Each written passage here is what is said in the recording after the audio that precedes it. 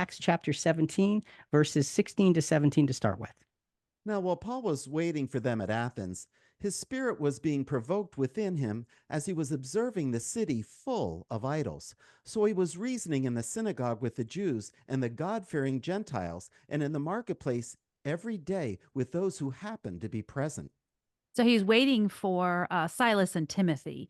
And Bible commentary from Frank Shalou. He went to the synagogue to reason and converse with the Jews. The city was wholly given to idolatry. It's been said that a tourist walking through the streets of the city would meet more gods than people. So therefore, he went to the marketplace, which was like a gossip center.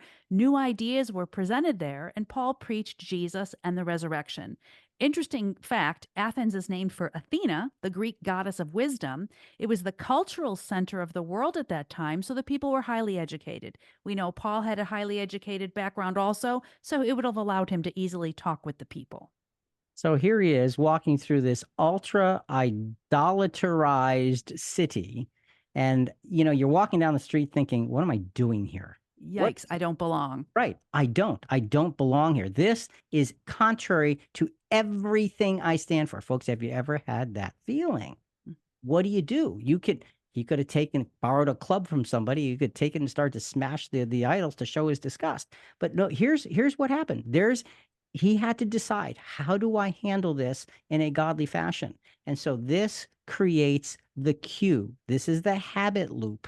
Okay. The thinking is, got to decide what to do because my spirit, the scripture says, my spirit is provoked. So here's the cue. Julie? Though he was provoked, which can mean to sharpen or exasperate, Paul didn't outwardly start criticizing or even avoiding the idolatry. Instead, he did what he always did. He applied wisdom and restraint, and he taught in the synagogue and in the marketplace. So he did what he always did. This was a horrible environment, an absolutely terrible environment. The cue could have easily gone down the negative road, but he decided he's there to be a witness. So he uses wisdom and restraint, and he does what he always does. He preaches. He goes to the synagogue. He starts conversations in the marketplace. He's working. That's what the decision was. Work it. And this is how he applies. This is the thinking loop. You decide, and then the thinking loop says, now you got to apply what you decided to do.